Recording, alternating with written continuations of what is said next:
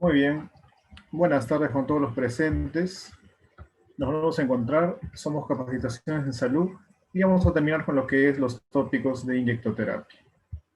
¿Se me escucha bien? A ver por el chat si me pueden escribir. ¿Sí? ¿Conforme? ¿Se me escucha? Ya, perfecto, listo. Vamos con el visto bueno del público y ya podemos iniciar. Bien, nos habíamos quedado hablando en el inicio de las vías parenterales por excelencia, ¿no? Dicho sea de paso, ya las conocemos, es un recordaris, de repente para aquellos que están aprendiendo, es un aprendizaje, ¿no? A fondo, ¿no? Y recordemos que nunca terminamos de aprender y que siempre salen actualizaciones, es lo bonito de la carrera de salud, ¿no? Siempre hay actualizaciones, ¿no? Un ejemplo clásico es, por ejemplo, ¿no? Una actualización, la vacuna antirrábica, que hace 10, 15 años era por vía subcutánea, hoy día por excelencia sabemos que es vía intramuscular. ¿No? Es un ejemplo, una actualización. En el esquema nacional de vacunación se ha adherido la vacuna contra la varicela. Próximamente se adherirá la vacuna contra lo que es el COVID-19, ¿no? SARS-CoV-2. Entonces, así constantemente estamos en constante aprendizaje en ese sentido, ¿no? Uno nunca termina de aprender, ¿no? Y en el caso de salud, siempre hay nuevos descubrimientos, alcances, actualizaciones y marcos de teoría que es bueno siempre repasar, ¿no? Actualizarnos constantemente. Bien, comencemos con la vía clásica por excelencia, la vía intradérmica, que de repente para muchos es tediosa, es aburrida, no hay mucho que explorar, pero esta vía esconde algunos tipos de administración de algunas terapéuticas y formas de diagnóstico que tienen que recordar y que es bueno conocer a profundidad. Bueno, estas son de las vías de menos capacidad invasiva, donde vamos a perforar, entre comillas, parte de la dermis, comenzando por toda la epidermis y llegando hacia la capa más fina, la superficial de la dermis propiamente dicho. Ahora, las agujas que vamos a utilizar en calibres de elección van desde la 24 hasta la número 28 y tienen la función bimodal, ¿no? Pueden ser utilizadas de la 24 a la 28 por vía intradérmica y vía subcutánea, ¿no? Habíamos comentado la vez pasada que como una especie de alcance, la que es menor de 23 hacia abajo, hablo de 23, 22, 21, 20, 19, 18, etcétera, son para uso parenteral de grado elevado, ¿no? Intravenosa, intramuscular. Y si hablamos de 23 hacia abajo, hablamos de la que es uso parenteral menor, inyección medianamente y mínimamente invasiva, hablo de la intradérmica y subcutánea respectivamente. Ahora, la vía intradérmica, su uso específico está dado en zonas donde hay una pulp de tejido expandible, ¿no? En este sentido, ¿no? A nivel de lo que es la dermis. Una zona que nos ofrece esa confianza, que es muy utilizada, es la región media del antebrazo, específicamente el tercio medio de la cara anterior, ¿no? Con la presentación de la palma en posición supina, ¿no? Supina es cuando hablamos que la palma está hacia arriba, ¿sí? Esa es la forma correcta en el tercio medio. Otra buena opción, como segundo lugar lo pondríamos, sobre todo para lo que es el área de inmunización, es la vacuna BCG, ¿no? Aplicable en los niños que tienen un peso específico, ¿no? De 2 kilos a 2 kilos 500 en adelante. Está la región del deltoides, ¿no? Que es el músculo macizo de tres vertientes, ¿no? Tres eslabones, o como también le llaman algunos, tres vientres, ¿no? El músculo deltoides del hombro, ¿no? Que no es un músculo macizo en sí que sea uniforme, ¿no? Tiene tres vientres gruesos, bien definidos, que tienen su anclaje propiamente en el hueso húmero, ¿no? En la cabeza humeral. Entonces, de aquí, de la apófisis, de la prominencia ósea del húmero, ¿no? Vamos a contar 2 traveses de dedo, 2 a 3 traveses de dedo, y ahí es donde se va a hacer la inyección intradérmica y también a posterior, ahorita vamos a ver la inyección subcutánea, ¿no? Lo que llamamos esa puntita lateral, tiene un nombre específico, ¿sí o no? ¿Cuál será el nombre de esa puntita lateral que tenemos que palpar, que es la apófisis lateral, o sea, la prominencia ósea del hueso húmero? ¿Cómo se llamará? A ver si por ahí alguien se acuerda. Pregunta el millón. ¿Mm? ¿Cómo se llamará eso? A ver, lo dejo de tarea. Es una zona que a veces es difícil de recordar, pero es muy, muy evidente. Y finalmente, la vía intradérmica tiene su uso en la región media de la espalda, ¿no? Lateralmente hablando en relación a las apófisis transversas de la columna vertebral, ¿no? Esa zona también es una región, ¿no?, entre las dos escápulas y entre la columna vertebral lateral y la escápula izquierda y la columna vertebral lateral derecha y la escápula derecha, ¿no? Lo que llamamos región interescapular, ¿no? O también algunos lo llaman región infraescapular. Esas tres zonas son las de elección para la vía intradérmica. Dicho sea de paso, para pruebas alérgicas, la zona del antebrazo, la zona anterior del antebrazo, la zona media anterior del antebrazo es la zona de elección. Para lo que son inmunizaciones es la región del músculo deltoides, que está a la altura del hombro, ¿no?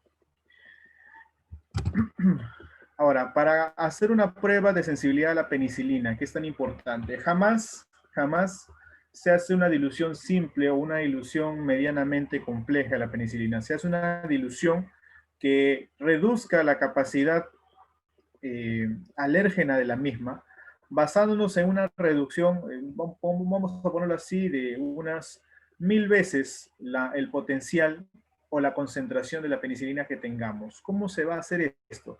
A serie de muchas diluciones continuas.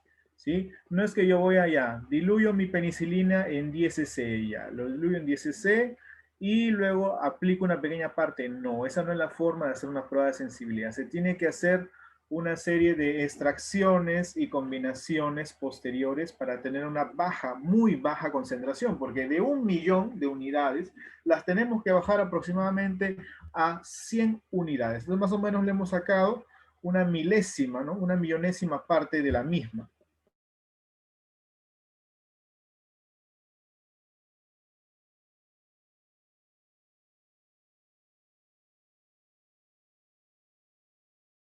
Penicilina G, ¿no? Puede usted encontrar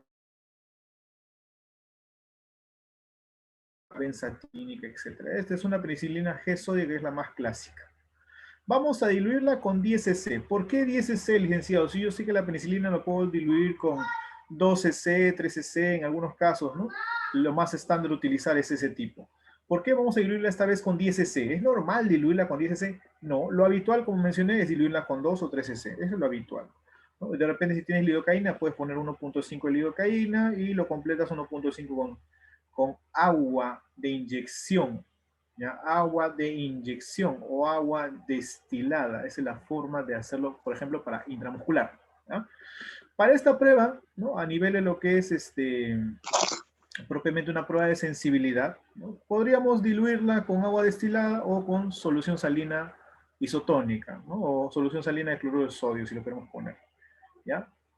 Ahora, se va a diluir entre 10 cc porque vamos a buscar sacarle o simplificarle un porcentaje de concentración menor. Por eso es que estamos utilizando un número en concreto, ¿no?, que sea múltiplo de 10, porque sabemos que 1.000.000 tiene esa capacidad de poder reducirse si lo vamos a hacer en múltiplos de 10.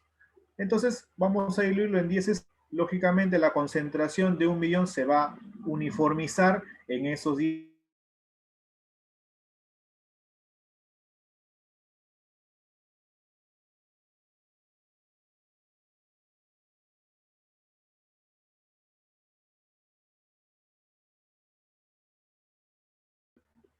Se fue la señal, disculpe público, no sé qué pasó. Se me fue la señal, ¿qué habrá pasado? Mil disculpas, no era mi intención. ¿Ya? Bueno, estábamos en la penicilina, que hay que extraerle la milésima parte. Entonces lo que vamos a tener que hacer es diluir. ¿Ya? Diluir para hacer que la concentración final sea de 100 unidades internacionales. No estábamos que en 1.000.000 de unidades internacionales vamos a diluir 10 cc de suero cloruro de sodio o si no de agua estéril. Entonces, a estos 10 cc le vamos a extraer una milésima parte y vamos a extraer 0.1 mililitros. Ese 0.1 mililitros, que más o menos equivaldría en contenido del principio activo de la penicilina a 10.000 unidades internacionales, ya le estamos simplificando, bajándole el grado de concentración del principio activo por diluciones sucesivas. Entonces, al extraerle 0.1 mililitros, hay que completarlo. Le vamos a completar otra vez con solución salina isotónica, o sea, cloruro de sodio, o agua estéril o agua destilada. Cualquiera de los dos para este tipo de procedimiento intradérmico vale. Una vez que tengo 10.000 unidades equivalentes a 0.1 mililitros, le voy a añadir 0.9 mililitros para que compense mi jeringa de 1 mililitro. compensamos y tenemos armado nuevamente 1 mililitro. Claro, pero al aumentarle 0.9 mililitros, ¿qué estamos haciendo? Si aumentamos el volumen de la solución en cuanto a lo que es el soluto, obviamente la concentración del solvente va a bajar. Entonces vamos a extraer nuevamente 0.1 mililitros de esa nueva solución que hemos formado. Al extraer 0.1 mililitros, o sea, la décima parte de 1 mililitro, vamos a tener que la concentración de la penicilina nuevamente ha caído. Ahora vamos a tener, en ese sentido, una concentración de 1000 unidades internacionales. Esta nueva concentración de 1000 unidades internacionales todavía en potencia puede hacer una reacción un poquito incómoda al paciente. Hay que bajarle más la concentración. Volvemos a repetir el procedimiento. Le añadimos 0.9 mililitros de agua destilada o de solución salina isotónica cloruro de sodio y vamos a volver a reconstituir 1 mililitro. A este mismo mililitro le vamos a extraer 0.1 mililitro, o sea, su décima parte. En esta última décima parte, o sea, este último 0.1 mililitros, vamos a contener 100 unidades internacionales. Y, buenas tardes. Buenas tardes, Cristina. Gracias por el saludo. Entonces, a esta nueva dilución, aquí recién vamos a tener 100 unidades internacionales. ¿Esto qué quiere decir? Que por fin llegamos a la concentración disminuida anhelada.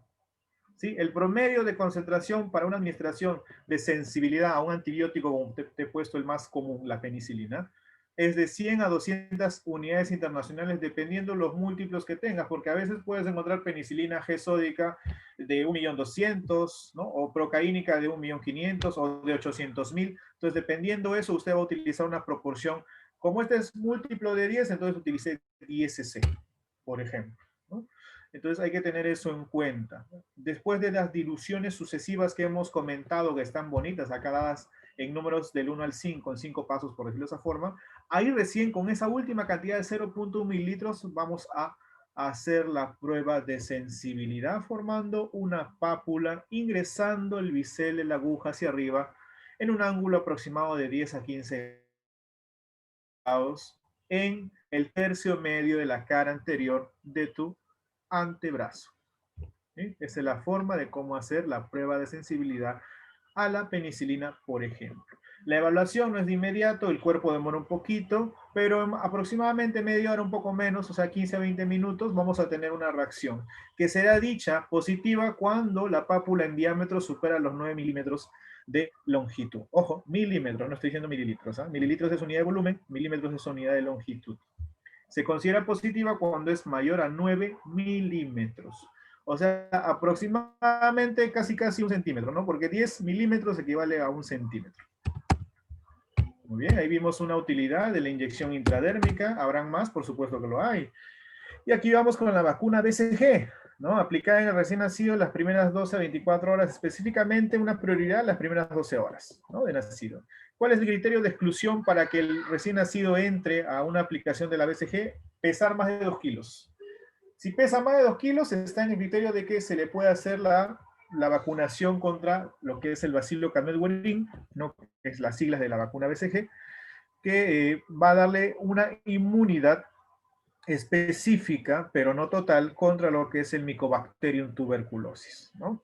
Ahora, te había comentado hace unos momentos cuál es esa apófisis, ¿ya? Esa apófisis lateral que se va a palpar de manera concreta en el hombro. Esa apófisis lateral se le llama acromión, ¿ya? Acromión, o apófisis acromial o espina acromial, ¿ya? Que es un vertiente, es digámoslo así, un cachito, una parte del huesito que se tiene que palpar. 2 a 3 veces de dedo por debajo de la apófisis acromial es donde se va a hacer propiamente la aplicación o bien de la vía intradérmica, la BCG, o de repente podemos hacer también vía subcutánea, insulina, heparina, inyecciones intramusculares cuando hablamos de inmunizaciones. Entonces eso es lo que debemos tener en cuenta. Ahora, el acromión va a ser una proyección lateral de lo que es la escápula, ¿ya?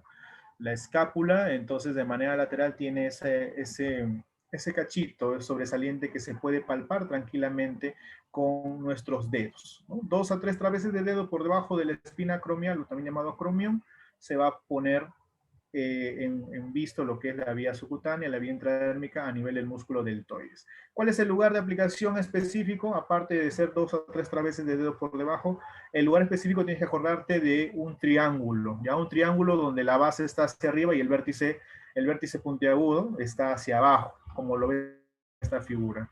Cuidado, cuidado, porque si usted pone muy abajo la inyección, en el caso, por ejemplo, que sea una intramuscular, una subcutánea en el deltoides, puede tomar o puede picar el nervio radial y ahí sí vamos a incomodar al paciente y en algunos casos generar incapacidad. Entonces hay que tener cuidado con los canales nerviosos que siempre son de manera específica, pero para ello se da esa salvedad, ¿no? El triángulo del músculo deltoides, 2 a 3 dedos por debajo de la espina acromial, es el lugar ideal.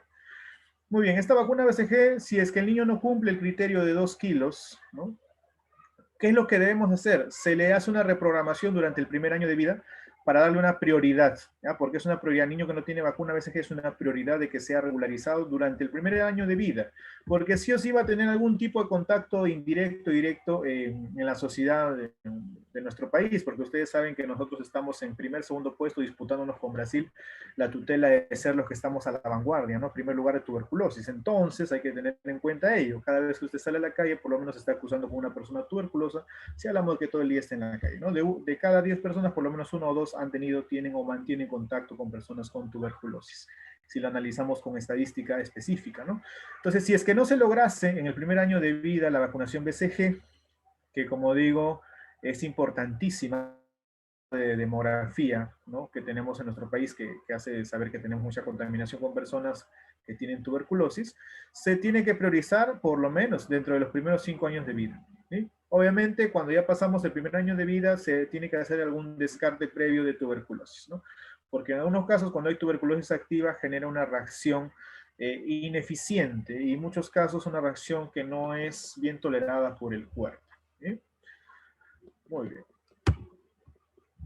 Ahora, la prueba de tuberculina, la invención magnífica del doctor Robert Koch, ¿no? ¿Quién fue Robert Koch? ¿El que descubrió el Sintes-Koch? No. Robert Koch fue un médico, ¿no? Del siglo pasado que ganó un premio Nobel, ¿no? El premio Nobel al descubrimiento por sus estudios de la tuberculosis. Él logró no solo descubrir a Mycobacterium tuberculosis, ¿no? También hizo estudios específicos con Bacillus anthracis, ¿no? Eso también fue otro de sus logros, descubrimiento de Bacillus anthracis. En algunos casos también descubrió, o mejor dicho, estudió a Vibrio cholerae, causante de cólera, a Salmonella tipi, entre otras bacterias que tuvieron varios estudios, ¿no? Es más, él inventó, instauró protocolos para mantener a raya las enfermedades metaxémicas, ¿no? Entonces, este hombre era un erudito en todo lo que era microbiología. Bueno, él creyó, muy equivocadamente, ¿no? Imitar la metodología de Edward Jenner. ¿Quién es Edward Jenner? Edward Jenner es el padre de la inmunología, ¿ya? Y Edward Jenner tenía en su haber la invención de la vacuna contra lo que es, contra la viruela. Él fue fue la primera vacuna elaborada. Entonces Robert Koch quiso imitar los estudios de Jenner y pensó que había elaborado la vacuna contra la tuberculosis. Pero en realidad lo que nos dejó su legado fue algo que en la actualidad llamamos la prueba de tuberculina, ¿no? Recordemos que Edward Jenner, utilizando el suero cultivado de personas que tuvieron, ¿no? Exposición a ganado vacuno contaminado con una forma animal de viruela, fue que logró hacer de que haya un tipo de resistencia a la enfermedad y haciendo estudios en personas que lograban ordeñar al ganado vacuno, fue que elaboró la primera vacuna contra la viruela, ¿no? Y fue la primera enfermedad que se venció gracias a esfuerzos de inmunología, ¿no? Entonces, tratando de imitar un poco a Edward Jenner, fue que él trató de hacer la prueba de tuberculina pensando que podríamos derrotar o generar una inmunidad específica a la tuberculosis y sin embargo, pasó la historia por ello.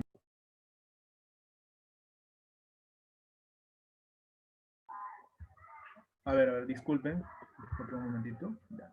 Se me había ido el audio. Entonces, hay que tener en cuenta ello, ¿no?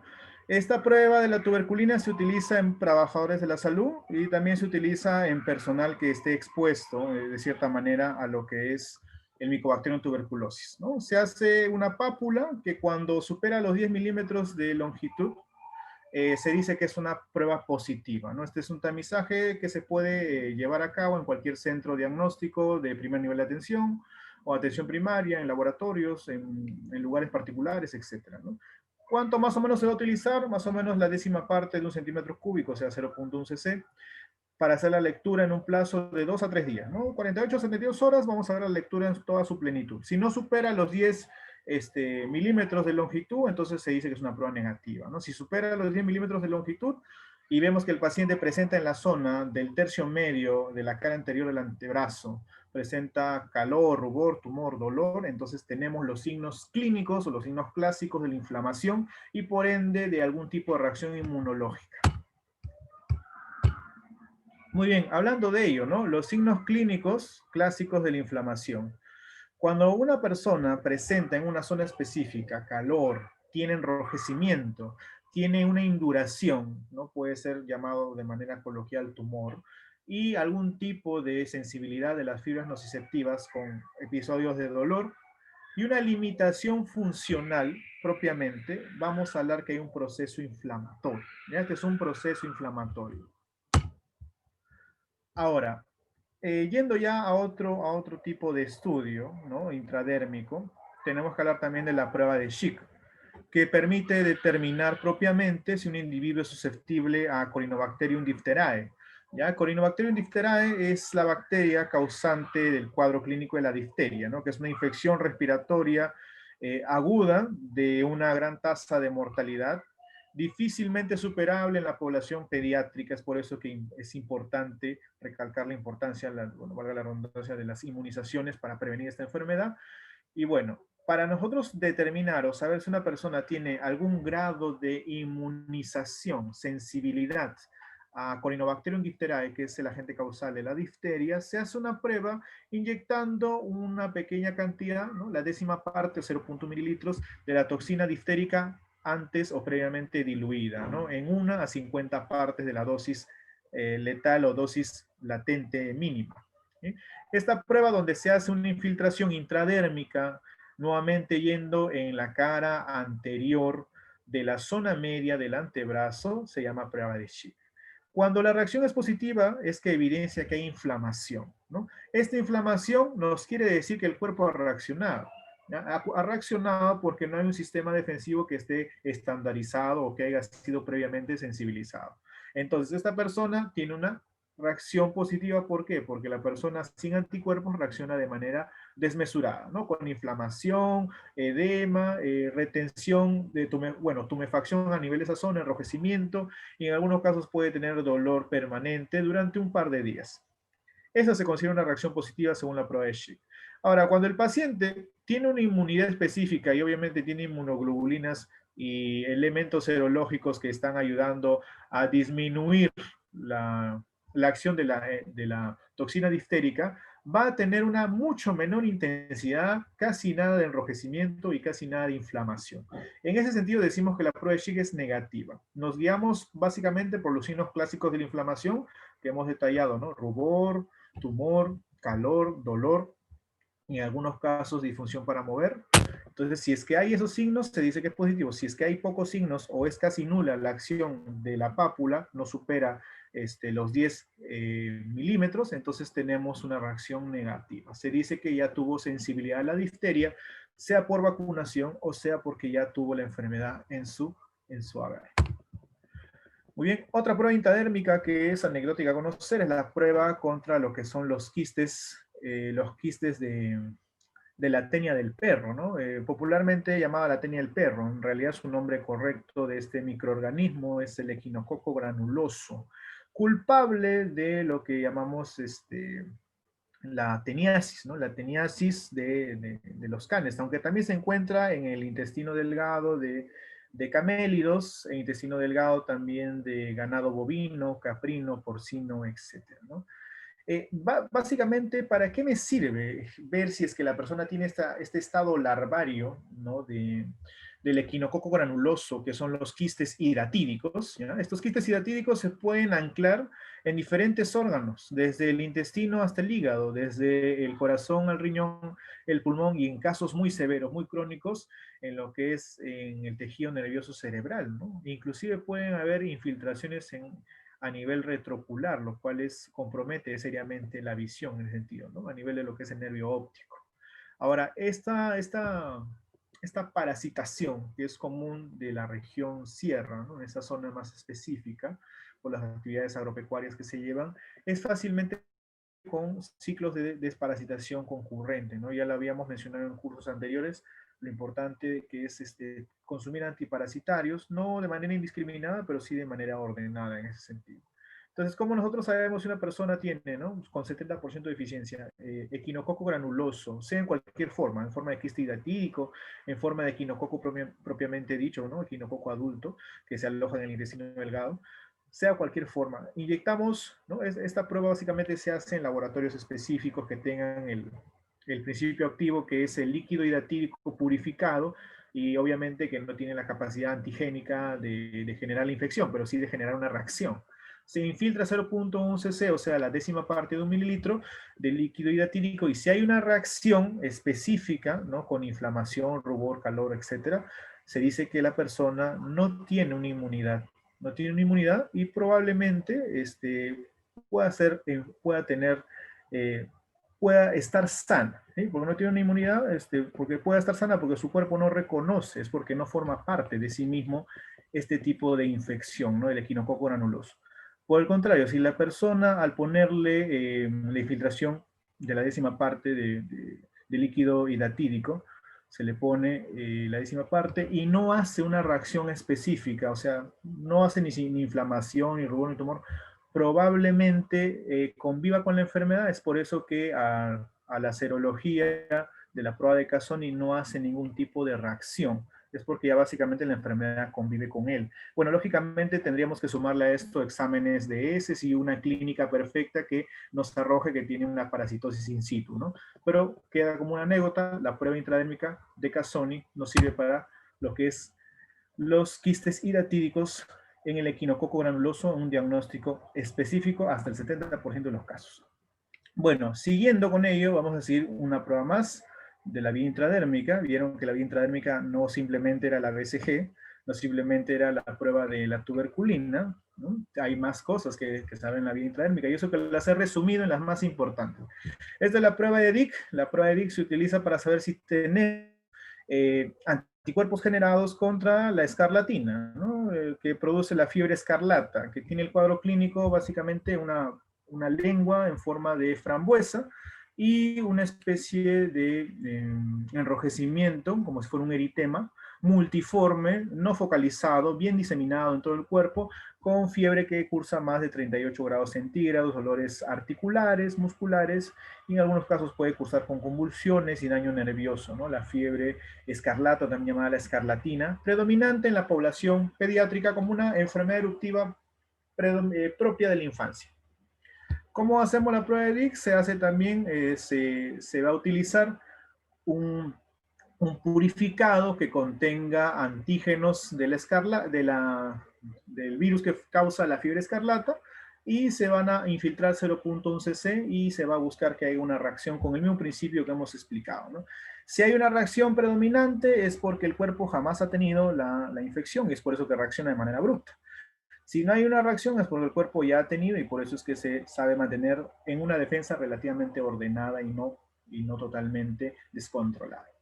Y finalmente, bueno, no es vía intradérmica, pero la vacuna antivariólica vale la pena mencionarlo, ¿no? Habíamos mencionado que la viruela es la primera enfermedad que el ser humano ha vencido gracias a los aportes de Edward Jenner. Y esta vacuna antivariólica es similar a la intradérmica porque buscamos hacer una escarificación con algún instrumento, o puede ser alguna aguja, ¿no? En el caso del siglo XVIII y XIX, que se hacía así, por escarificación de un enfermo. Las pústulas variolosas se manchaban con alguna aguja o instrumento, y luego con ese mismo instrumento se le hacía como una especie de pequeños raspones en el hombro o en el brazo a los niños o a las personas que se busca inmunizar. Entonces, era una forma de una vía intradérmica tal vez no bien comprendida, pero era una vía intradérmica primitiva, ¿no? La vacuna antivariólica. De esa manera generaban inmunidad a largo plazo, simplemente poniendo en la parte, raspando la epidermis, entrando un poquito a la dermis, utilizaban una reacción antígeno-anticuerpo similar a la que nosotros buscamos de manera específica cuando introducimos en ángulo de 10 a 15 grados parte de material de las pruebas que hemos estado detallando, ¿no? Por eso queda como una buena anécdota hablar de lo que es la vacuna antivariólica, lo que es la vacuna contra la viruela, ¿no? La primera enfermedad inmunoprevenible que fue vencida a nivel mundial, ¿no? Ahora, estas son una lista de enfermedades que se pueden hacer o buscar algún tipo de reacción antígeno-anticuerpo y un tiempo establecido en cuanto al momento de la induración o el resultado, ¿no? Generalmente es de 24 a 48 horas, es la media normal, ¿no? Algunas pueden durar hasta 3 días la reacción, pero siempre 24 a 48 horas la media aceptable de buscar una reacción, ¿no? Esto es una lista para que lo puedan tener en cuenta y seleccionar los más importantes. Muy bien, pasamos a la segunda vía, la vía subcutánea, es la vía por excelencia para poner en el tejido celular subcutáneo elementos con absorción medianamente lenta o que se busque hacer una absorción sostenida, ¿no? Decimos que esta vía es eficiente en el sentido de generar un pico de acción sostenido y que se prolongue en el lapso del tiempo para poder hacer que haya una absorción ordenada y pausada, ¿no? Que no haya una absorción de pico elevado, sumamente elevado en un momento u otro, sino que sea una acción sostenida a lo largo del tiempo en la modalidad acción de reserva, ¿no? Es como que el medicamento queda atrapado en el tejido celular subcutáneo y poco a poco se va liberando en medida que se necesitase en ese sentido, ¿no? Por ejemplo, algo clásico en la vía subcutánea sería la insulina, sería la heparina, ¿no? Que son dos medicamentos muy utilizados por esta vía. Claro que doy la salvedad cuando hablamos de la heparina sódica, en comparación de la enoxaparina, la heparina sódica también la puedo utilizar por vía intramuscular, ¿no? Es bueno dar la salvedad. Y en el caso de la enoxaparina, meramente sí su uso es siempre subcutáneo, ¿no? Esa es una aclaración. Ángulo de inclinación en relación a la horizontal de la piel es 45 grados. ¿Sí? Lo que se busca es introducir el bisel y la aguja, ¿no? Hacia el tejido celular subcutáneo y hacer que haya una acción prolongada por hacer un pequeño depósito del principio activo en el tejido celular subcutáneo. Siempre se le dice a la persona que esté ejecutando este tipo de procedimiento invasivo, utilizar el pliegue como una técnica efectiva para hacer que el tejido celular subcutáneo se prolapse hacia arriba y pueda ser fácilmente abordado, ¿sí? La vía subcutánea por elección tiene múltiples lugares donde se va a hacer, donde hay dos lugares que sobresalen por su calidad, ¿no? Y volumen de tejido celular subcutáneo, ¿no? Hablamos de la zona del músculo deltoide y la zona baja, en la parte lateral, ¿no? De lo que es el hombro, y también de la zona periumbilical. Periumbilical haciendo énfasis en la zona por debajo del ombligo y la que está por los costados, ¿no? La zona periumbilical es la zona por elección, por ejemplo, cuando buscamos hacer una acción sostenida a nivel de lo que es la circulación visceral, ¿no? Si queremos aplicar insulina, tenemos mejor performance cuando lo hacemos vía subcutánea en la región periabdominal. ¿Por qué en la periabdominal o periumbilical? Porque esa zona recibe la circulación visceral y al hacer o poner el fármaco ahí de manera constante y mucho más profunda va a lograr diseminarse o ser más biodisponible para una acción ordenada y sostenida. En relación a la zona del brazo, ¿no? Si bien es cierto, acá también hay una buena absorción, pero en algunos pacientes genera incomodidad, fastidio, tumefacción, y cuando no se domina bien la técnica, se aplica en ángulo de 90 grados con una aguja que no debería ser. ¿Ya? Yo he aclarado la vez pasada que se puede aplicar en 90 grados en algunos casos cuando la aguja es de un diámetro menor al normal. Hay preparados que ya vienen listos solo para que usted saque la aguja, la jeringa y aguja precargada y usted simplemente administre. Cuando la aguja es cortita y te dicen hay que aplicarlo por vía intramuscular, entonces se va a tomar en cuenta la técnica de 90 grados. Pero mayoritariamente, siempre por vía subcutánea, la técnica de elección ideal es de 45 grados. Esa es la técnica ideal, ¿no? Te hablo cuando tengamos, por ejemplo, una aguja número 25, una aguja número 26, ahí es donde se va a utilizar la técnica de 45 grados. Si usted compra un producto comercial y tiene una aguja más chiquita en relación a la 25, a la número 26, que es la de color naranja, la de color melón, entonces ahí vamos a utilizar la técnica de 90 grados. ¿Por qué? Porque la aguja es mucho más pequeña y lo que se busca es que el medicamento vaya al tejido celular subcutáneo, no que se vaya al músculo, porque cuando se va al músculo la absorción es más rápida, el golpe del principio activo es mucho más fuerte. En cambio, cuando depositamos el medicamento, el principio activo en el tejido celular subcutáneo, la acción es sostenida, más suave y se logra tolerar mejor. Muy bien, y nos damos una pregunta, ¿no? ¿Qué vacunas son administradas por vía subcutánea? ¿No? Siempre es bueno recordar. ¿Qué vacunas serán administradas por vía subcutánea? Y para que no nos hagamos problemas, hay que diferenciar ciertas vacunas que son clásicas. Por vía subcutánea está la vacuna antiamarílica, está la vacuna sarampión-rubiola, la vacuna sarampión-rubiola-papera. ¿Ya? Esas son las vacunas que se aplican por vía subcutánea. ¿Ya? La antiamarílica, la SPR, la SR, la vacuna contra la varicela también se aplica por vía subcutánea. ¿Ya? Esas son las vacunas que se aplican por vía subcutánea. Licenciado, ¿y el resto de vacunas cómo se aplican? El resto de vacunas son por vía intramuscular y o por vía oral. ¿Ya? La mayoría de vacunas se aplican por vía intramuscular, ¿no? Entonces lo podemos desglosar de esta manera. Vía oral, ¿cuáles son? Vacuna antipolio oral, 2 gotitas. Vacuna rotavirus, 1.5 cc. Otra vacuna vía oral, esas son las 2 vacunas por vía oral por excelencia. La APO, antipolio oral, y la vacuna rotavirus. Vacunas por vía intradérmica, la BCG, no hay más. Vacunas subcutáneas, antiamarílica, contra la varicela, la SR, o sea, sarampión rubiola, y la SPR, sarampión, rubiola y paperas. No hay más que sea por vía subcutánea.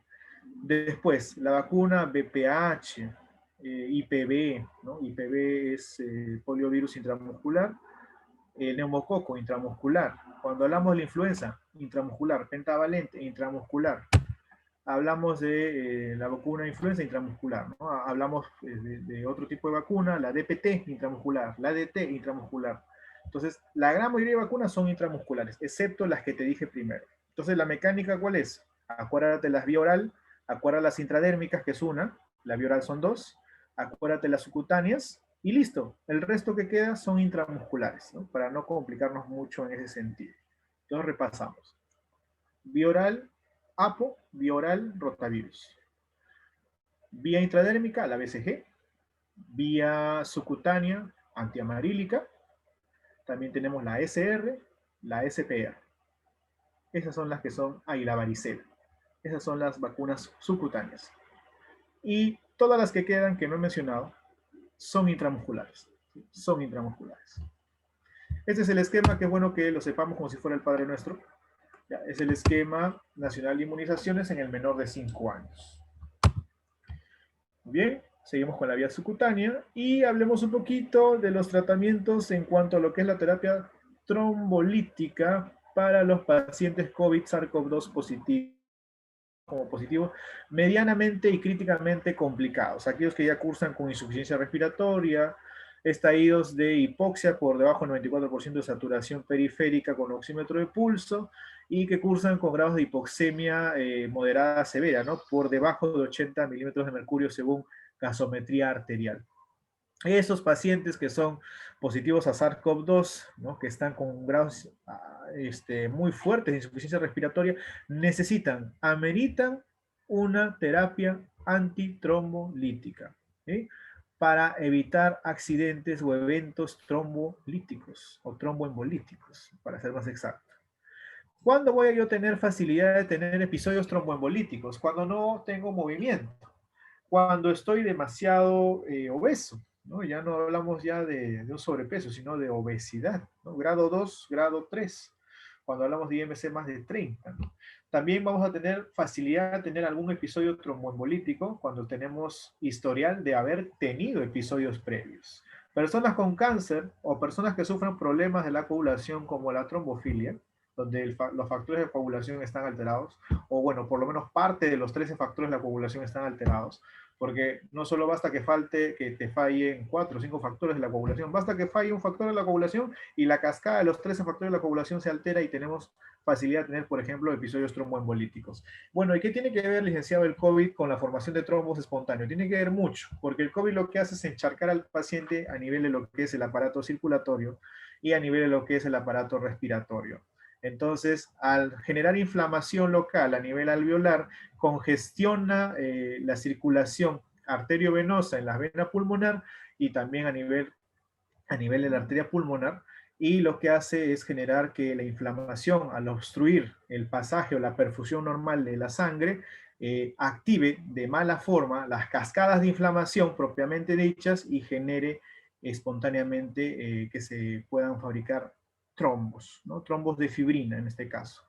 Estos trombos de fibrina con inflamación concurrente y factores plaquetarios mal activados, porque el cuerpo lo que está haciendo es tener una tormenta interna, una tormenta de mediadores inflamatorios, prostaglandinas, leucotrienos, tromboxanos, esto lo llamamos tormenta de citoquinas. Este tipo de tormenta que causa este virus tan nefasto va a llevar a la trombosis o la formación de trombos dentro de la arteria pulmonar y por ende la congestión a nivel torácico y la pésima perfusión del corazón y el pulmón. Para evitar que esto suceda, porque el siguiente paso de una trombosis pulmonar es que lleve a cuidado intensivo al paciente, ese es el siguiente paso, por eso es que muchos que les da COVID no logran remontar.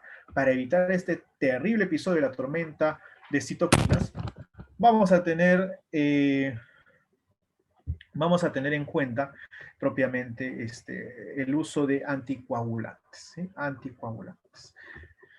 Y el anticoagulante por elección, según el grado, según el grado de complicación del paciente SARS-CoV-2 positivo o COVID positivo, va a ser la enoxaparina. Ese es el anticoagulante por elección, ¿no? Y adivinemos, ¿en qué vía es la vía de elección para aplicar la enoxaparina? Vía subcutánea.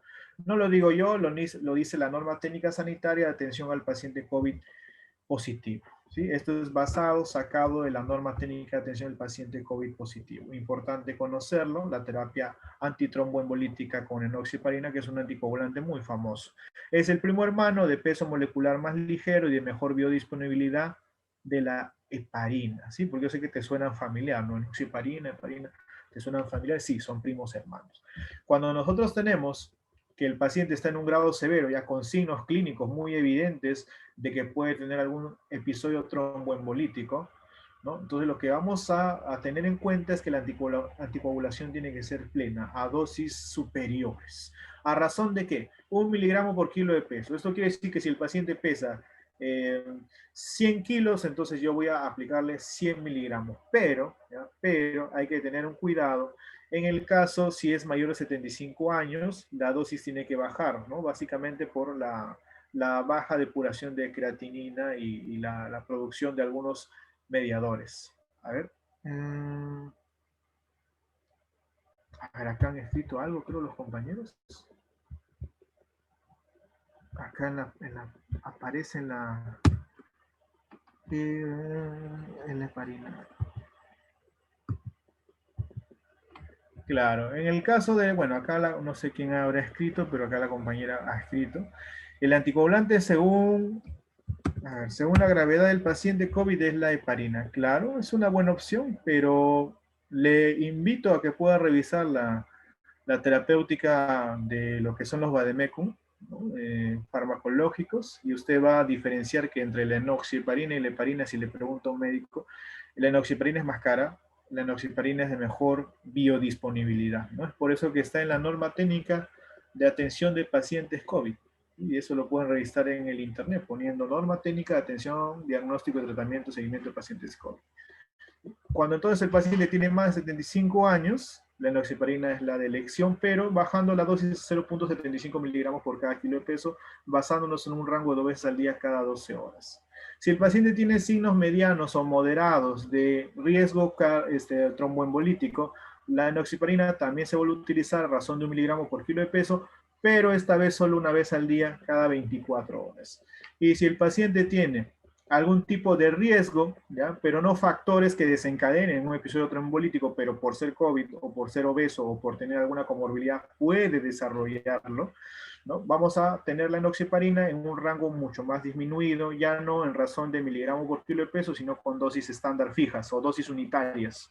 Ya en esta dosis unitaria vamos a tener que el paciente menor de 80 kilos merece una anticoagulación con presentación de ampolla de 40 miligramos subcutánea una vez al día, cada 24 horas. Si el peso es mayor o igual a 80 kilos, pero menor de 100, vamos a tener que su anticoagulación va a ser de 60 miligramos como preventivo profiláctico una vez al día, o sea, cada 24 horas. Y si el paciente ya muy pesado, tiene más de 100 kilos, la anticoagulación es 40 miligramos subcutáneo cada 12 horas, o sea, 80 miligramos al día. En este caso se puede ajustar a la falla renal que pueda existir. ¿Sí? Eso es basándome en lo que es la norma técnica de atención a pacientes COVID. Ahora, en casos leves de COVID, se podría dar un profiláctico ambulatorio, ya no hablando del ámbito hospitalario, clínico, invasivo, ¿no? Cuando hablamos de hospitalización o servicios diferenciados de atención a COVID, sino de repente en servicios ambulatorios o en algunos casos de pacientes a domicilio, se recomendaría, sobre todo en aquellos que tienen riesgo cardiovascular elevado, una anticoagulación profiláctica, ¿no? Es decir, pacientes que presentan factores de riesgo de episodios tromboembolíticos o antecedentes de los mismos, se aplicaría con la razón de, si es un paciente menor de 80 kilos, enoxaparina 40 miligramos subcutáneo una vez al día. Si es de 80 a 100 kilos, enoxaparina 60 miligramos una sola vez al día. Y si es mayor de 100 kilos, enoxaparina 40 miligramos dos veces al día, o sea, 80 miligramos al día en total, cada 12 horas 40-40, ¿no? Cosa que al día suma 80 miligramos. ¿Sí? Tener en cuenta que la dosis es de acuerdo al peso y el ajuste es dependiendo de la edad y si es que hay un proceso de falla renal, en algunos casos falla hepática, ¿no? Tanto para los casos leves, como he mencionado al último, y el manejo debe ser ambulatorio. En los casos moderados que necesiten atención hospitalaria, se tiene que hacer un seguimiento al alta hospitalaria, ¿no? Y se recomienda mantener la terapia anticoagulación hasta el momento del alta clínica, cuando es en relación a pacientes que tengan COVID-19, ¿no? Luego de ello se continúa con anticoagulación a criterio del médico tratante. ¿Sí? Muy bien. Y esta es la que me estaba mencionando hace un momento, ha quedado inmortalizado, acá han escrito, no sé qué ha pasado acá, ha quedado aquí. ¿Qué habrá pasado? ¿Será un problema en mis diapositivas? A ver, un segundo.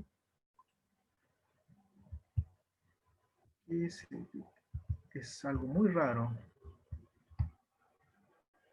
Muy raro. ¿Qué habrá pasado? Bueno, ha quedado ahí escrito. ¿Qué habrá pasado con mis diapositivas? No lo sé. En el caso de la heparina, el anticlásico, digamos que el más usado para la prevención, tratamiento de trombosis venosa de diferente tipo, tiene la facilidad de poder ser aplicado intramuscular, de aplica por vía endovenosa. De que la heparina y la enoxaparina son iguales, no son diferentes en ese sentido. Sobre todo porque la enoxaparina es de mejor performance, ¿no? Mejor performance, mejor tolerable, mejor biodisponible.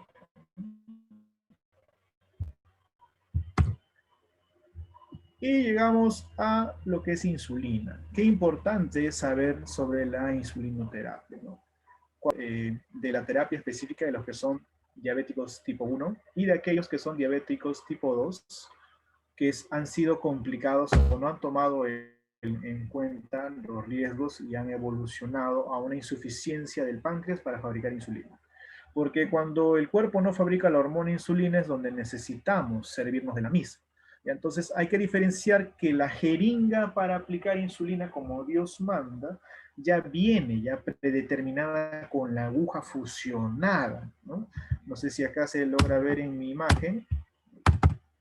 En mi imagen podemos evidenciar que la aguja ya viene prefusionada. Miren, la aguja ya está prefusionada en comparación a una jeringa estándar. Una jeringa estándar que tienes que ponerle la aguja, ¿no? Acá genera un pequeño espacio, ¿no? Un pequeño vacío. Entonces este vacío no es adecuado porque nos va a modificar en cierta forma la dosis. En cambio, cuando ya viene la jeringa preformada con la aguja instaurada de fábrica, porque nos da una mejor calidad de ponerle algo extra. Mayormente las jeringas de insulina vienen en unidades internacionales, como viene el producto de la insulina, ¿no? En UI. Tenemos la jeringa de 30 unidades, 50 unidades y de 100 unidades, que es la más estandarizada o la más utilizada. Las características específicas de una jeringa ideal para la insulina es aquella que va a tener su escala en unidades internacionales, va a tener su aguja ya preincorporada, ¿no? De un margen corto, porque tampoco puede ser muy larga, siempre la aguja de modalidad subcutánea es corta, eso siempre hay que diferenciarlo, es corta, como una número 25, un poquito más corta cuando ya viene preformada, ¿no? Y la aguja es estática, es fija, para que sea un dispositivo de calidad. ¿Cuáles son las características de un dispositivo no ideal, que no es de calidad, que no es específico para la administración de insulina, que es de cuidado? En primer lugar, lo que usted va a visualizar cuando se utilizan estos dispositivos es que la aguja va a ser más larga, ¿ya? Va a ser mucho más alta, más o menos unos 13 milímetros, ¿no? En promedio. Ahora, otro que usted va a visualizar, y eso es muy evidente, es la escala, porque la escala no va a estar propiamente en unidades internacionales, va a estar en mililitros, lo cual te va a generar una confusión cuando el médico te mande a cargar de repente 10 unidades internacionales, 5 unidades internacionales. Unidad internacional es equivalente al mililitro, entonces hay que diferenciar eso. Y bueno, algo muy clásico es que la aguja va a ser montable, genera un espacio muerto, como he mencionado, y cada vez que se desecha algún tipo de jeringa, ¿no? También estás eliminando en cierta forma ciertas unidades de la insulina, porque como digo, esta jeringa que viene articulada, o mejor dicho, para que tú la articules en dos tiempos, aguja y jeringa, genera un espacio que quita un poco excedente del fármaco que se queda a nivel de lo que es la parte final de la jeringa y el comienzo del cono de la aguja. En otra forma específica de aplicar de manera subcutánea la insulina es a través de los dispositivos lapicero que están precargados y que se pueden moldear dependiendo la longitud de la aguja que tú quieras ponerle, o se puede ajustar la dosis de manera manual, ¿no? Con un contómetro específico se va a poder ver la escala o la cantidad de unidades internacionales y se aplican dosis específicas, ¿no? Dosis específicas de lo que se busca de la cantidad de insulina, ¿no? Ya vienen generalmente con cartuchos precargados, ¿no? Para ciertos tramos de dosis. Eh, la aguja, la aguja de la jeringa para insulina tiene que tener un promedio de unidades de 6 de longitud, perdón, de 6 milímetros, lo que equivale a unos 31 Gauss, ¿no? Más o menos. En el caso de la aguja para dispositivo tipo lapicero, su promedio es de 4 a 6 milímetros en cuanto a lo que es la longitud, equivalente a unos 31 o 32 Gauss. La cadena de frío para la insulina es muy importante porque si se rompe la cadena de frío, esta proteína se puede alterar. Además, recordemos que si lo congelas demasiado, se inactiva la molécula, propiamente dicho. Es fotosensible, así que hay que hacer que la luz no le caiga de manera directa, la luz ultravioleta, ¿sí? La luz disminuye el efecto de la potencia de la insulina. Promedio de temperatura según la cadena de frío estándar tiene que estar a menos de 30 grados centígrados, como si fuera una vacuna. De 3 a 7 grados centígrados sería lo adecuado. No muy congelado, tampoco tiene que estar demasiado tibio, ¿no? Según los tipos de insulina, se cumple siempre que deben tener un mantenimiento específico en cuanto a lo que es su almacenamiento en alguna congeladora o refrigeradora, ¿no? Una refrigeración. La suspensión de la insulina siempre debe de buscar homogenizarse. ¿Cómo se va a conseguir la homogenización? Mediante movimientos de rotación que permiten hacer que la solución se vuelva ya no bifásica, sino se vuelva una solución homogénea, ¿no? Entonces hay que tener en cuenta que la vía de administración de la insulina por elección es la vía subcutánea, ¿sí? La vía subcutánea es donde debe de llegar. Ángulo de 45 grados. Ahora, en algunos casos, algunos fabricantes, cuando la insulina viene precargada en dosis unitarias fijas o cuando vienen cartuchos, usted va a notar o va a ver que le invitan a que haga una aplicación intramuscular. Vuelvo a recalcar que en el caso de las intramusculares de 90 grados, para una vía que aparentemente sería subcutánea, solo se cumple esa ruptura de la regla de los 45 grados cuando el fabricante lo especifica de esa forma y la aguja terminante es de un calibre de longitud de 4 a 6 milímetros, o sea, sumamente corta, ¿sí? Sumamente corta. Ahí se puede hacer ello. Ahora, la regla, mejor dicho, la pregunta de oro, ¿la insulina se puede aplicar vía endovenosa? Sí, hay una insulina que se puede aplicar vía endovenosa, que si bien es cierto no muy difundida, pero sí existe la insulina de uso endovenoso. Zonas de aplicación, lo mismo que hemos visto hace un momento, la zona de elección, siempre he dicho, a nivel de la zona periabdominal, ¿no? La zona regional perimetral del ombligo, sobre todo las zonas laterales, esas son las zonas específicas. También se puede utilizar la zona posterior a nivel de lo que es el músculo tríceps, ¿no? En la zona del brazo, la zona de atrás del brazo, la zona posterior del brazo, o si no, la zona lateral del músculo vasto externo lateral, la zona superior. Pero la zona de elección, como les digo, por la específica absorción es la zona periabdominal. Esa es la zona más usada en ese sentido. Ahora, ¿qué sucede cuando usted no rota de manera específica la aplicación subcutánea en la zona preabdominal? Se produce algo llamado la lipohipertrofia. La hipertrofia es debido a una inyección en un mismo lugar. Lo que genera es hacer que el tejido se distienda por las inflamaciones crónicas y los traumatismos específicos en una sola área y quede colgado de esta forma, en forma de colgajo. ¿Sí? Este es un ombligo, por si acaso, ¿eh? No vaya a pensar otra cosa. Este es un ombligo y este es la lipohipertrofia que puede suceder en algunos casos, ¿no? Ahora, en otros casos, cuando la inyección es repetida en la misma área y no se ha rotado en un músculo donde no ha habido mucho tejido subcutáneo, se va a ver una lipohipotrofia, ¿no? El tejido se va a comenzar a revertir básicamente por el exceso de trabajo que le hemos hecho hacer, ¿no? También puede ocurrir una retracción del tejido adiposo por una inyección en la misma área sin rotar, o un aumento del tejido adiposo en la región periumbilical, ¿no? Lo que significaría que ha habido una limitada rotación de la misma. En todos los casos hay que evitar todo este tipo de lipodistrofias, lipohipertrofias, lipohipotrofias, entre otras. ¿Cómo se evita? Rotando en la zona de aplicación.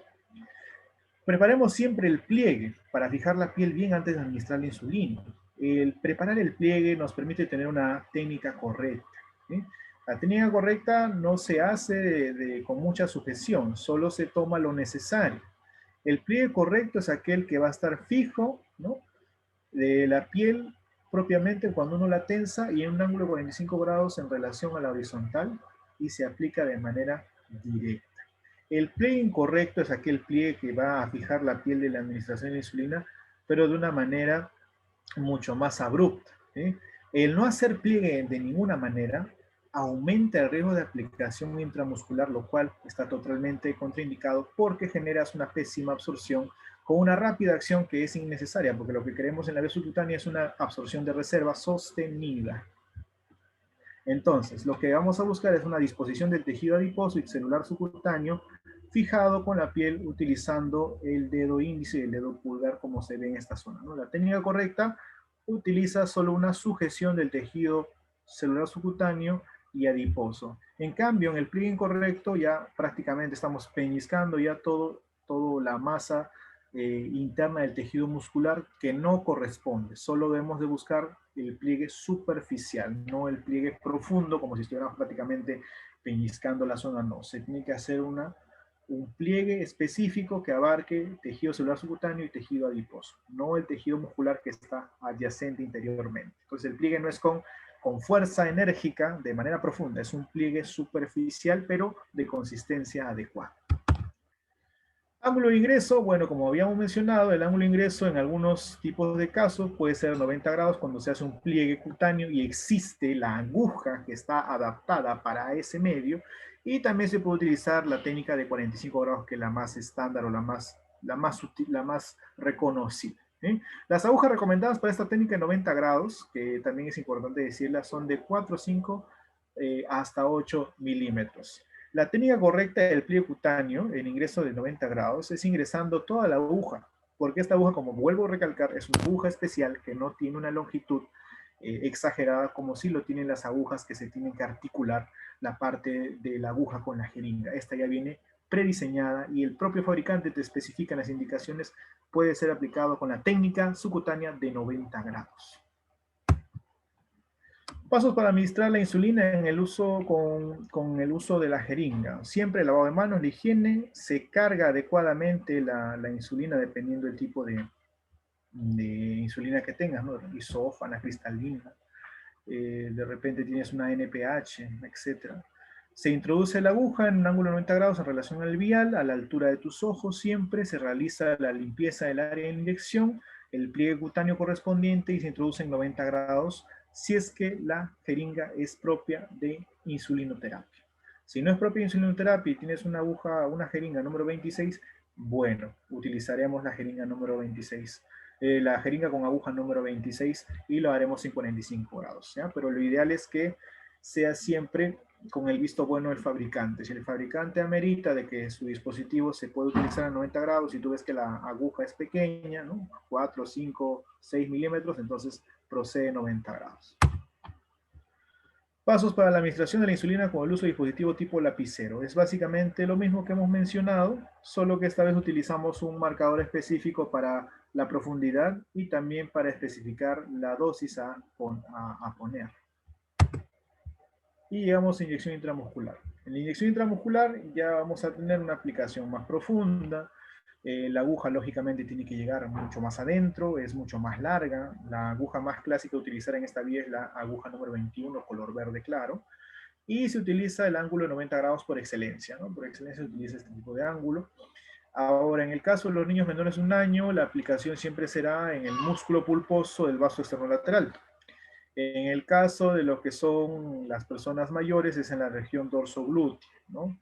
Ahora, también existe la aplicación intramuscular en el músculo deltoides del hombro, pero en esta hay que tener cuidado porque no vamos a pretender aplicar en este tipo de músculo pulposo inyecciones de corticoides, antibióticos, etcétera, ¿no? O AINES, diclofenaco, etcétera. Aquí es donde solo se va a tolerar de 1 a 2 mililitros, y eso que con 2 mililitros ya estaremos con un dolor intenso. Entonces, por la comodidad y porque no tienen una buena recepción, el lugar ideal para aplicación intramuscular estándar para el adulto sería la región dorsoglútea. Para aplicación de vacunación e inmunizaciones podemos utilizar este tipo de zona intramuscularmente hablando, y en el menor de 1 año se utiliza la parte del tercio medio lateral externo del músculo vastolateral. ¿Sí? Ahí es donde se utiliza propiamente dicho. ¿Sí? La zona del deltoides del hombro y la zona del vasto externo. Deltoides para inyecciones intramusculares de índole de inmunización o puede ser para volúmenes de 1 a 2 mililitros máximo. En la zona del vasto externo lateral se utiliza para los menores de 1 año, para lo que es inmunizaciones cuando hablamos de vacunaciones de ángulo intramuscular, ¿no? Neumococo, influenza, pentavalente, entre otras más. Y esta es la zona de elección para lo que son inyecciones intramusculares de diferente índole, ¿no? El médico te dice que ponerle penicilina G, benzatínica, sódica, potásica, clemizol, ceftriaxona intramuscular, aquí. Metamizol intramuscular, aquí. Metamizol para un niño de 8 años, aquí. Diclofenaco para un deportista de 20 años, aquí, ¿no? Diclofenaco intramuscular, claro. Ketoprofeno intramuscular, aquí. Lo que hablamos, clindamicina intramuscular, aquí. Todo lo que son medicamentos vía intramuscular que abarquen en promedio de 5 a 7 mililitros de volumen van en la región dorsoglútea. ¿Cuál es la forma específica y la forma más coherente de evitar pinchar ese nervio, que es el nervio más grueso periféricamente hablando del cuerpo? El nervio más grueso de nuestro cuerpo es el nervio ciático. Entonces, si usted pincha este nervio ciático, le vas a generar un dolor y una tumefacción que le puede durar toda la vida al paciente y una incapacidad para caminar permanente. Entonces, una inyección intramuscular es de cuidado. Muchos dicen, y he visto de repente algunos videos, algunas ponencias donde dicen que deberías aplicarlo a la altura del surco interglúteo. Aquí se debería aplicar y eso está muy mal. Si usted aplica por acá, también tenemos vasos sanguíneos, es una región vascularizada. Del surco interglúteo en paralelo hacemos esta raya y de esta raya hacia abajo no lo toques para nada. ¿Ya? Solo vas a tocar el tercio externo lateral que tiene cercanía a la cresta ilíaca. Sí, este huesecito que tú ves acá es el ilíaco izquierdo, ilíaco derecho, unido por la sínfisis púbica. Este es el huesito, este es el sacro. Entonces, va usted a palpar solo la parte lateral, ¿no? Esta cresta de aquí, que es como una especie de prominencia, se llama cresta ilíaca. Y esta cresta ilíaca es la que usted va a lograr palpar para poner una inyección intramuscular. Esa es la técnica adecuada. Ángulo de 90 grados, ¿sí? Máximo, ¿cuánto te tolera el glúteo? De 5 a 7 milímetros, ¿ya? Mililitros, perdón. De 5 a 7 mililitros, o también llamado de 5 a 7 centímetros cúbicos. Es lo que te tolera la región dorsoglútea. Podemos poner acá fusiones de medicamentos. De repente el médico te dice, hay que aplicar ceftriaxona, más dexametasona, más diclofenaco. Ahí en promedio tenemos unos 7, 8 mililitros ya. ¿Dónde voy a poner? Bueno, exagerando, ¿no? 5 a 7 mililitros. ¿Dónde voy a poner ese gran volumen de líquido? En la región dorsoglútea. Esa es la zona ideal. Muy bien. Rápidamente pasamos a la vía endovenosa y tenemos la forma de canalización periférica. Cuando hablamos de canalización periférica hay que recordar los tipos de ABOCATS que hay, ¿no? Yendo desde el número 24 hasta lo que es el número 14. 24 amarillo, 22 celeste, 20 rosado, 18 verde, el plomo 16 y el número 14 color medio naranja. ¿Cuál es el ABOCAT más utilizado para acceder de manera endovenosa a un circuito endovenoso? Valga la redundancia, es el ABOCAT número 18, porque en emergencia es el que más nos permite poner volúmenes en cantidades específicas. El ABOCAT o catéter periférico tiene dos partes bien diferenciadas. Tiene un catéter fiador metálico y tiene un catéter plastificado, ¿sí? Este catéter plastificado se puede fusionar mediante un cono de conexión que hace que se vista al catéter metálico con la parte del catéter o el cuerpo plastificado. Si usted viste este catéter metálico con este cuerpo plastificado, tenemos el catéter armado, que es el que ve a la mano izquierda. Forma de administración endovenosa. Existen muchas formas para la administración de medicamentos vía endovenosa, las cuales se clasifican de acuerdo al tiempo de perfusión del volumen. Entonces tenemos un término similar, ¿no? Perfusión. ¿Qué será perfundir? Es cuando nosotros instilamos algún tipo de líquido. Hay que perfundir al paciente, hay que ponerle un tipo de líquido de recuperación, ¿ya? Y cuando hablamos de perfundir, hablamos de un término similar que es infusión, ¿ya? Y la infusión, no te acuerdas de una manzanilla, un té. El término infusión hace alusión a administrar un medicamento dentro de la sangre venosa, ¿ya? En la vía endovenosa es una infusión, se infunde. Ahora, la infusión cuando es rápida, ¿no? Por medio de unos 5 minutos, se dice que es una infusión en bolo, ¿no? Donde vamos a tener que la jeringa a utilizar es de 10 a 20 mililitros.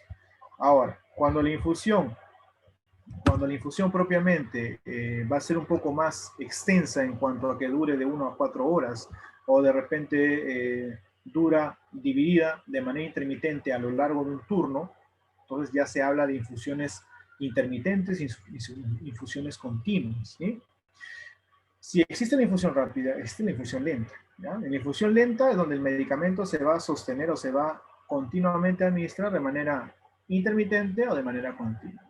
En la infusión continua es cuando es de manera ininterrumpida, mediante una bomba de infusión. Constantemente se le va a introducir gota por gota el medicamento a la vena del paciente. Infusión continua, por vía bomba de infusión. Cuando nosotros hablamos de infusión intermitente, es que la dosis va a ser administrada en determinados rangos a lo largo del turno, o sea, a lo largo del día, ¿no? Eso es básicamente la diferencia. Infusión rápida, infusión lenta, y la infusión lenta es continua, o bien infusión intermitente. Administración endovenosa, primeramente por bolo. Mínimamente, la infusión por bolo, o la infusión rápida por bolo, debe durarte de 1 a 2 minutos. Ese es el estándar mínimo que deberíamos tener. Ahora, de repente quieres que dure un poco más, 5 o 10 minutos. Si tienes el pulso de estar ahí parado inmóvil, genial. ¿Sí? La administración de un medicamento por vía intravenosa elimina la absorción y la descomposición del fármaco al depositarlo directamente en la sangre, lo cual hace que el efecto se vea de inmediato. Es la vía más rápida. ¿Sí? La vía endovenosa directa generalmente administra un pequeño volumen diluido en 10 a 20 mililitros de la solución en una jeringa que tenga esa capacidad. Esa es la vía endovenosa rápida o la vía en bolo, ¿no? Infusión rápida en bolo. Estimado participante de cursos y capacitaciones, no olvides lo siguiente. Ningún antibiótico se puede administrar por vía endovenosa directa o en bolo, ningún antibiótico, ¿ya? Todos los medicamentos tienen que tener algún grado de dilución. No existe algún medicamento que se deba administrar directamente por vía endovenosa el contenido de la ampolla. Todos, absolutamente todos se tienen que diluir y todos tienen que tener un grado de dilución. Muy bien, ejemplos de administración endovenosa rápida o en bolo que estén dados en 10 a 20 mililitros o centímetros cúbicos. Dos clásicos de emergencia. Clásico número 1, hidrocortisona. Aplicación puede ser intravenosa e intramuscular. ¿Cómo se diluye? Se puede diluir en 10 o 20 mililitros o también llamados centímetros cúbicos. De 1 a 2 minutos de aplicación, perfecto.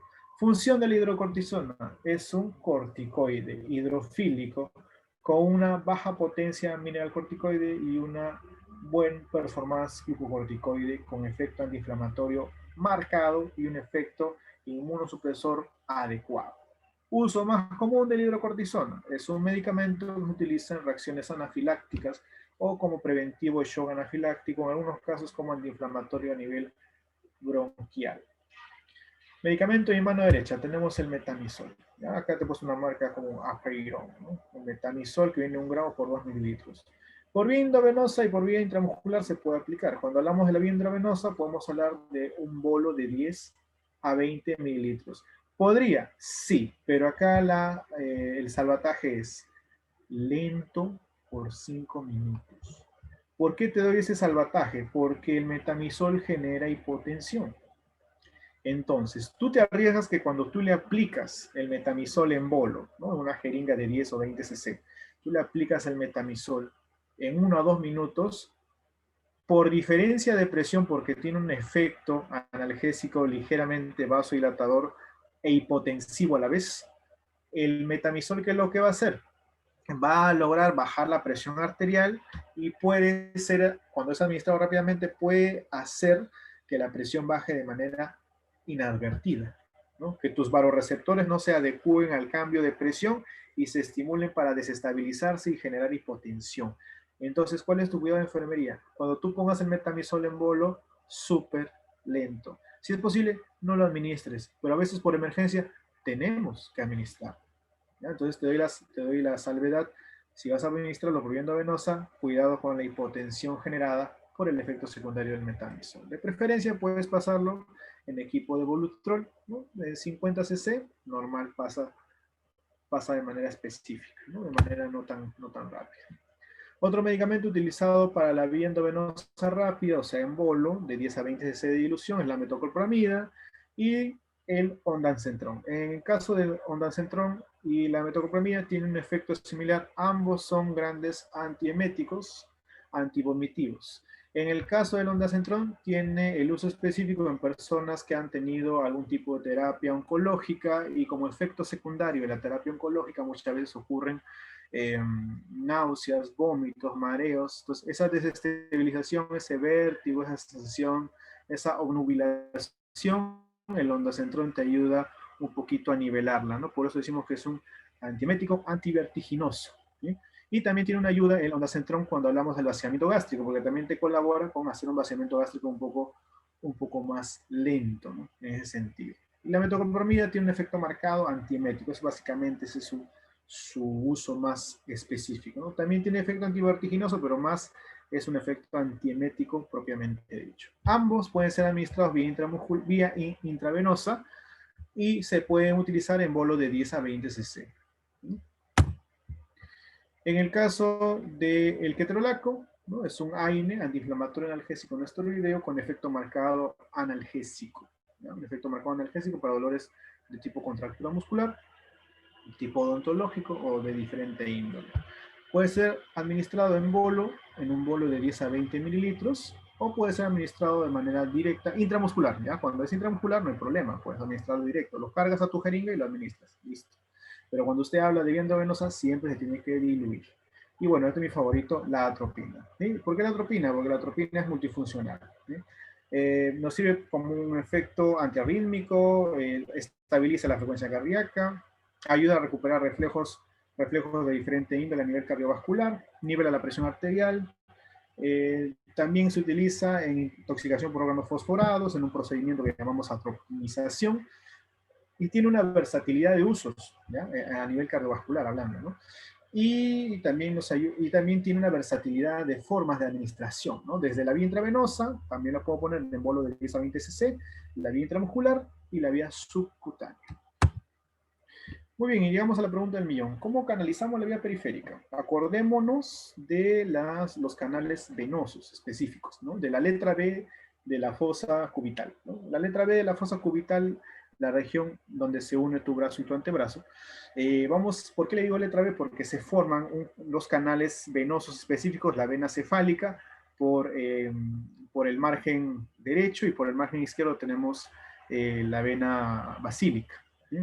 Ambas se unen en esta zona media, ¿no? Dando origen a la vena mediana, por eso es mediana. Y esta vena mediana es la favorita de los laboratoristas, ¿no? Acá ponen su equipo para extracción de sangre, su vacutainer, y sacan rapidísimo la sangre por diferencia de presión de una manera muy, muy específica. Ahora, ¿será adecuado canalizar en el brazo? ¿Será adecuado meter un catéter en el brazo? Yo te digo, en esta zona de la vena mediana anterobraquial, es perfecta para que usted le ponga un endovenoso directo. Esos de 10 a 20 cc, ahí es perfecta para que usted se lo ponga. Pero no es buena para que canalice. ¿Ya? Es más, la vena basílica también es bien gruesa como para que usted aplique rápidamente eh, algún tipo de solución, ¿no? La vena cubital también es aún más gruesa todavía. Entonces, son perfectas para que apliquemos medicamentos rápidos, ¿no? Vía endovenosa rápida, en bolo, pero no son buenas para que hagamos canalización. Porque imagínate, si le pones el catéter aquí y se queda acá el estilete plastificado, ¿qué pasará cuando el paciente haga flexión del brazo?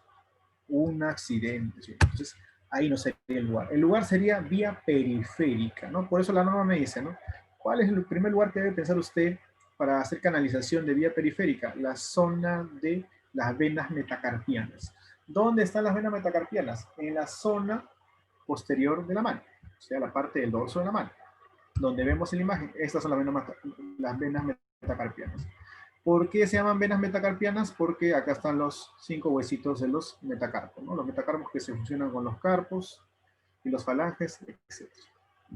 Entonces aquí es donde se va a colocar el torniquete, más o menos unos 5 centímetros por encima del lugar donde va a hacer la punción. Se hace una asepsia con alcohol de 70 grados, se deja el torniquete, entramos, incidimos horizontal, una vez de 30 a 25 grados. Una vez que hemos introducido, bajamos nuestro ángulo hacia la horizontal 0 y vamos a notar que hay un reflujo retrógrado de sangre. Cuando este reflujo está presente, liberamos el torniquete, metemos el estilete plastificado y sacamos la bránula o sacamos el catéter metálico. Poco a poco lo sacamos y metemos el plástico. Sacamos metálico, metemos el plástico. Esa es la forma ideal. Una vez que usted ya ha metido todo el estilete plastificado, el catéter plastificado dentro de la vena del paciente, hace presión con sus deditos y ya tiene ya permeabilizado su equipo venoclisis, su equipo volutrol, y simplemente lo va a unir. Ahora, lo ideal que sería que le tengas preparado una llave de triple vía con equipo de extensión diésel. Eso sería lo ideal para que hagas la prueba del pasaje y el reflujo de sangre. Porque a veces ocurre que lo conectamos el venoclisis directo a este sistema y se extravasó, no nos dimos cuenta, se salió, y cuando conectamos el venoclisis y lo pasamos a chorro rápido, ¿no? Una bolita. Y eso quiere decir que ha sido un fallido intento de canalización, ¿no? Por eso siempre la salvedad, tu equipo llave de triple vía con extensión diésel sería lo ideal. Finalmente, una vez que has culminado el trabajo, le pones tus apósitos, de repente tu tegader o a la antigua tu esparadrapo, y le colocas el rótulo con el turno y la fecha, que es lo más importante. Recordemos, cuando usted haga canalización, las venas metacarpianas son lo ideal. Ahora, dependiendo de las venas del paciente, puedes utilizar un catéter número 20, un catéter número 18, o si no, si es que es una vena muy tortuosa o es un pediátrico, un número 24.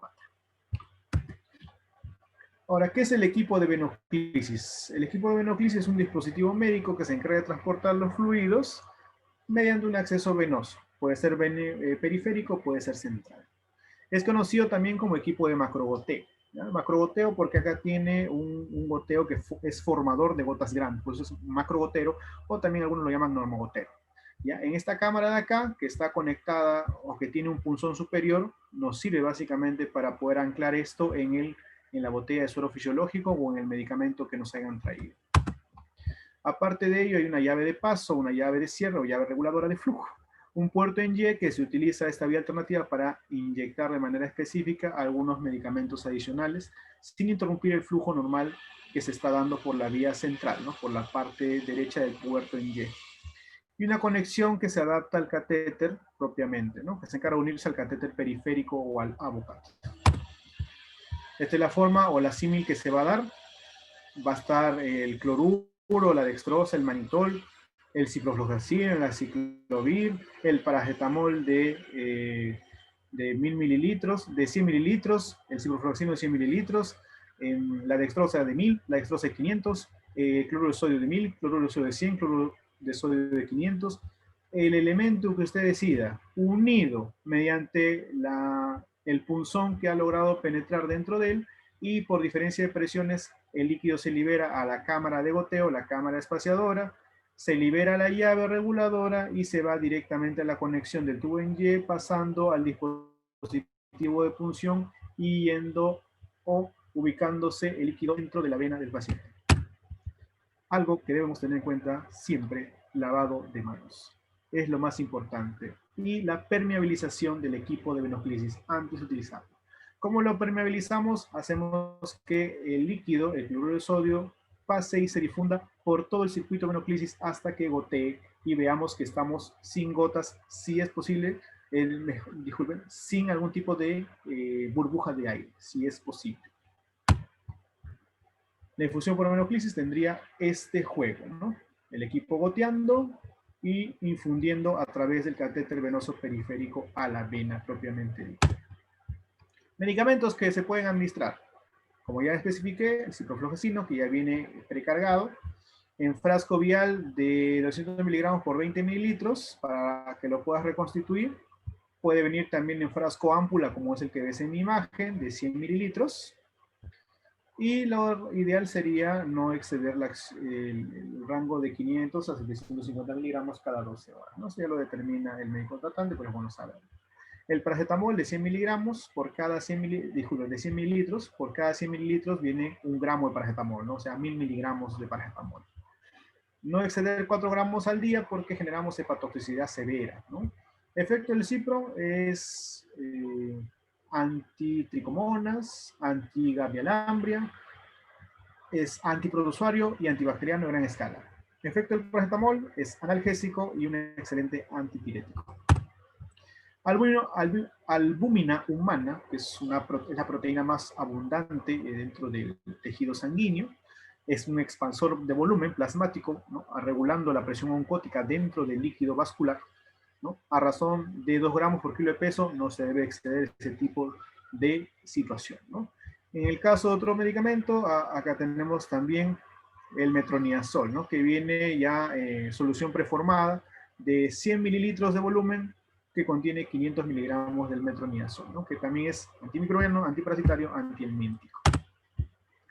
Otros ejemplos, también tenemos la solución de nutrición parenteral, ¿no? Que ya tiene aminoácidos, tiene vitamina C, en muchos casos algunos minerales para hacer una nutrición parenteral total, o en algunos casos nutrición parenteral periférica, ¿no? Cuando depende de la osmolaridad de la solución también, ¿no? Otros ejemplos también tenemos acá el manitol, que se utiliza mucho para lo que es resolución de algunos edemas, como el edema cerebral, por ejemplo, ¿no? Que ya viene en frasco preformado de medio litro, 1 litro, al 20% de concentración del principio activo del manitol. Otros ejemplos de soluciones a administrar sería el meropenem, que viene en un frasco liofilizado, donde ya tenemos propiamente que reconstituirlo con 3 a 5 cc de suelo fisiológico, ¿no? Se reconstituye, se pasa o se reconstituye una vez y se va a pasar a través del equipo de Volutrol en 100 cc aproximados de cloruro de sodio. La vancomicina cumple la misma función, se reconstituye y se va a pasar diluido en un equipo de Volutrol de promedio 80 a 100 cc, ¿no? Es lo que se puede tener en cuenta, ¿no? Igual cumplimos con el mismo criterio con la ampolla de clindamicina, la ampolla de gentamicina, que son 2 medicamentos muy fuertes, ¿no? La clindamicina es un antibiótico beta-lactámico, la gentamicina es un aminoglucósido, ¿no? Igual que la amicacina. Entonces, ambos antibióticos se van a poder pasar por vía de venoclisis instalado con equipo de Volutrol, obviamente cada uno diluido con 100 cc de capacidad, ¿no? Promedio. Y vamos a los sistemas de infusión endovenosa. Macrogoteo, microgoteo. ¿Cuál es la diferencia? No entiendo, licenciado. La diferencia es esta. El macrogoteo es aquel que no tiene ninguna ranuración metálica y las gotas salen gruesas. Por eso se llama macrogoteo o normogoteo. Y el microgoteo es donde las gotas salen delgaditas. Tiene acá una ranura metálica que hace que salgan gotitas finitas. Esa es la única diferencia. El macrogoteo yo lo veo como un venoclisis puro, que solo tiene el equipo de venoclisis con la línea y propiamente el equipo de cuentagotas. En cambio, en el equipo de microgotas voy a ver que está el cilindro característico de 100 a 150 cc de capacidad llamado Volutrol, propiamente con un equipo o una cámara pequeña de microgoteo. Esa es la diferencia. El de microgotas tiene esta microcámara y el de macrogotas o nomogotas tiene una cámara más grande y no tiene incorporado ese equipo volumétrico de Volutrol. El cálculo goteo es la técnica por la cual yo voy a saber predecir en cuánto tiempo va a pasar la solución a mi paciente a través de la vena, en un determinado momento. Se puede hacer tanto en el venoclisis regulando la llave de flujo o en el Volutrol. Para ello hay que recordar esta fórmula simple. El volumen puede ser dado por el goteo, multiplicado por una constante 3 y por un tiempo en horas. Ahora, es lo que te mencionaba. Si yo quiero hallar el factor de goteo o goteo por minuto, simplemente tapo la G de goteo y pongo lo que queda, el volumen entre la constante 3 por el tiempo. Si quiero hallar el tiempo, pongo el tiempo que es igual al volumen entre el goteo por minuto por 3. Hagamos un ejemplo. Tenemos que administrar 3.500 mililitros de suero fisiológico en 24 horas, a una velocidad de goteo de 42 gotas por minuto. ¿Qué volumen habrá de pasar durante la primera guardia? Bueno, saquemos los datos. Volumen 3.500. El volumen de 12 horas estaría dado por el goteo por minuto por 3, por el número de tiempo que me pide en horas de la guardia, ¿no? ¿Cuánto es una guardia? Usualmente 12 horas. ¿Cuánto es el goteo por minuto? Es 42 gotas por minuto. ¿Y mi constante cuánto será? 3. Entonces mi volumen efectivo, donde yo debo de pasar en 12 horas esto, es 1.512 mililitros. Ese es el volumen que yo voy a administrar, ¿no? El volumen que voy a administrar en mi primera guardia de 12 horas. Otro ejemplo para entender mejor. Se requiere administrar en un paciente 1 litro de solución de cloruro de sodio y se debe pasar en 8 horas. ¿Cuántas gotas por minuto debe pasar usted? Si tiene un equipo de macrogoteo. Tengo un equipo de macrogoteo. Entonces voy a darme cuenta que si me piden pasar un litro de solución equivale a 1.000 mililitros. Siempre tengo que ponerlo en función de mililitros. Y eso lo voy a dividir entre la constante por el tiempo en horas, ¿no? Básicamente, ¿cuánto debe pasar? La constante 3 por el tiempo en horas, 8. 1.000 entre 24, me sale que mi factor de goteo por minuto, las gotas por minuto son 41.6 gotas por minuto, que equivale a decir 42 gotas en cada minuto. Me va a pasar 1 litro en un lapso de 8 horas. Un ejemplo más, tenemos que pasar nutrición parenteral, que contiene un volumen de 1.024 mililitros y debe administrarse a 20 gotas por minuto, perdón. Entonces debemos de calcular en cuánto tardará en pasar la solución.